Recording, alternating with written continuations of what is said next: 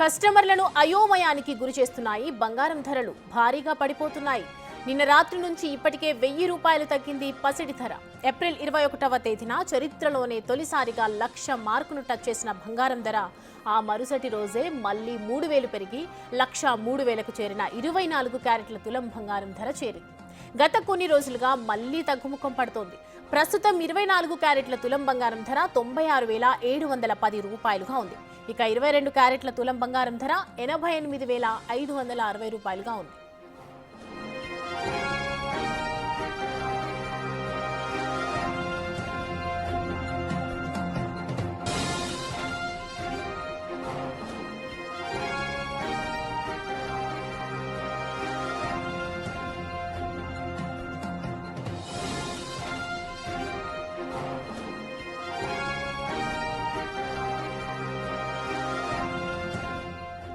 Right, కస్టమర్లను అయోమయానికి గురి చేస్తున్నాయి. బంగారం ధరలు భారీగా పడిపోతున్నాయి రోజు రోజుకి. నిన్న రాత్రి నుంచి ఇప్పటికే 1000 రూపాయలు తగ్గింది పసిడి ధర.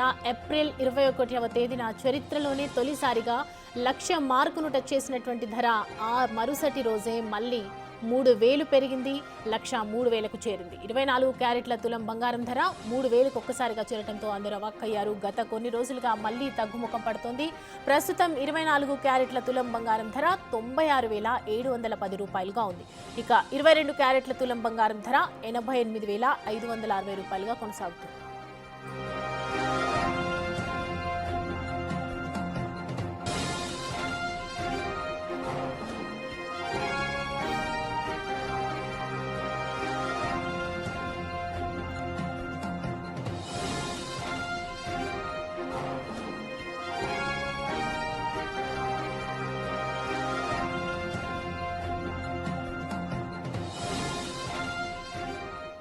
రైట్, గోల్డ్ కి సంబంధించి మనతో జాయిన్ అవుతున్నారు మార్కెట్ ఎనలిస్ట్ నమశివాయ అండి.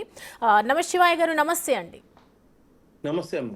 గోల్డ్ రేట్స్ చూస్తున్నాము, రోజుకి రోజుకి తగ్గుతూ ఉన్నాయి, పసిడి ధరలు పెరుగుతున్నాయి. అసలు ఏ విధంగా చూడాలి, ఎందుకు తగ్గుతున్నాయి సడన్ గా? అంటే మొన్న ట్రంప్ టారిఫ్ గొడవతో బంగారం అనేది 10,000 పైన పెరిగిందండి. ఇప్పుడు మళ్ళీ ఆ గొడవ సద్దుమణుగుతోంది. సో ఇప్పుడు చైనాతో కూడా టారిఫ్లు తగ్గించారు. ఇండియాతో, అన్ని దేశాలతో టారిఫ్లు తగ్గిస్తున్నాడు. సో ఇంకో పక్క ఇండియా పాకిస్తాన్ మధ్య యుద్ధము అనేది ఒక 3-4 రోజులు టెన్షన్ పెట్టింది. సో అది కూడా సద్దుమణిగినట్టుగా కనిపిస్తుంది. కాబట్టి ఈ సమస్యలను సద్దుమణిగితే బంగారం ధరలు మళ్ళీ కిందికి వస్తాయి కదా.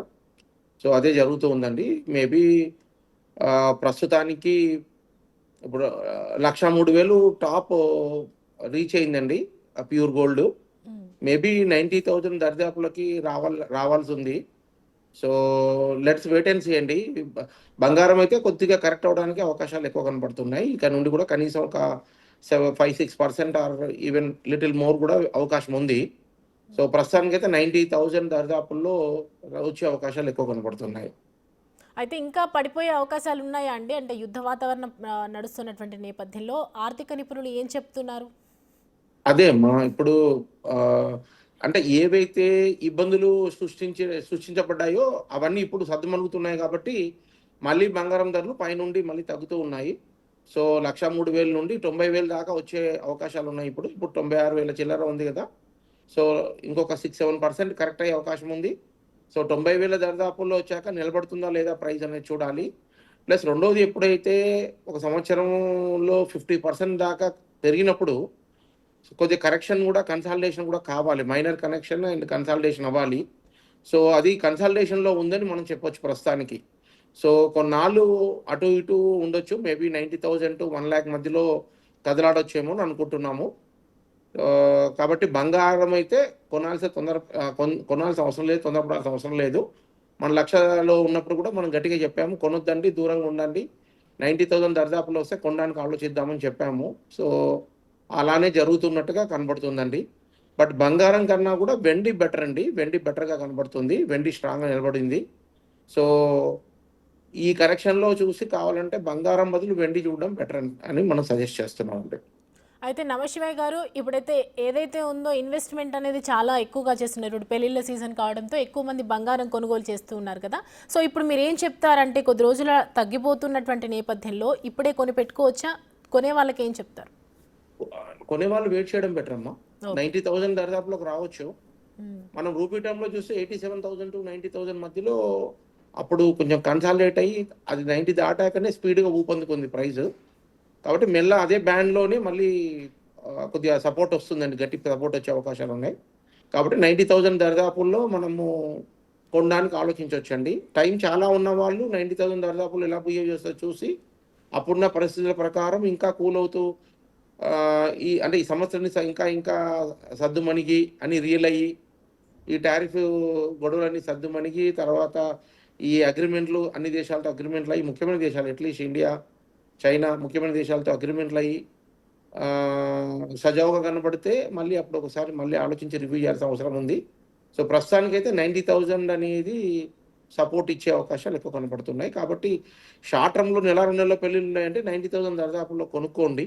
లేదు 1, 2 ఇయర్స్ టైం ఉందన్న వాళ్ళు 90,000 వచ్చాక ఒకసారి రివ్యూ చేద్దాం మళ్ళీ. 90,000 దరిదాపుల్లో ఎలా ఉంటదని చూసుకున్నాక ఆ రోజు పరిస్థితులను బట్టి మళ్ళీ ఒక కాల్ తీసుకోవచ్చు మనం. వెయిట్ చేస్తే బెటరా? లేకపోతే కొనుక్కోవడం బెటరా అని మనం ఒక కాల్ తీసుకోవాల్సిన అవసరం ఉంటది. అయితే ఎందుకంటే న్యూస్ అనేది డైనమిక్ గదా! న్యూస్ అనేది డైనమిక్. పరిస్థితులను బట్టి మనం ఆలోచించాల్సి ఉంటుంది. యాహ్! అయితే గతంలో ఒక 2 నెలల కిందట కూడా రష్యా, ఉక్రెయిన్ యుద్ధ వాతావరణ నేపథ్యంలో ఆర్థిక నిపుణులందరూ చెప్పారు కదా 50,000కి కూడా తగ్గే ఛాన్సెస్ ఉన్నాయి అని చెప్పారు. ఇంతలోనే ఇండియా, పాకిస్తాన్ యుద్ధం వచ్చింది. నిజంగా అది ఎంతవరకు నిజం అనుకోవచ్చు? 50,000కైతే రాదమ్మా. మర్చిపోండి. ఆ రోజు కూడా నన్ను అడిగినప్పుడు నేను చెప్పాను. ఇంపాసిబుల్ అని చెప్పాను. 50,000, 55,000 అనేది ఇంపాసిబుల్. హ్మ్. సో ఏంటంటే ఈ కాలంలో ఏంటంటే అంటే ఫ్యాన్సీ నంబర్‌లు, ఫ్యాన్సీ ఫిగర్‌లు చెప్పడం అలవాటైంది మీడియాకి. సో ఇష్టానికి మాట్లాడేస్తున్నారు. దానికి సపోర్ట్ ఉండాలి గదా! ఏదన్నా మనము చెప్తున్నామంటే కనబడాలి మనకి. నిజంగా డైరెక్షన్ కనబడాలి, సపోర్ట్ కనబడాలి. ఈ ఫ్యాక్టర్స్ వల్ల తగ్గుతుందని చెప్పడానికి చెప్పగలగాలి. ఏది లేకుండా సింపుల్‌గా 50,000కి వస్తదంటే సరిపోతుందా? ఇంకెవరో వస్తారు రేపు 25,000కే వస్తుందని చెప్తారు. సరిపోతుందా? మనకి మీడియా సెన్సేషన్ చేయడానికి బానే ఉంటుంది. బట్ ఈ సెన్సేషన్ కాదు గదా! రియల్‌గా దానికి సపోర్ట్‌గా ఉండాలి గదా! సపోర్టివ్ డైరెక్షన్, వాతావరణం కనబడాలి. ఆ వాతావరణం కనబడినప్పుడు అది మాట్లాడడంలో అర్థం లేదు. సో 50,000 అయితే నెక్స్ట్ ఇంపాసిబుల్. రైట్ అండి. రైట్ నమశివాయ్ గారు. Thank you for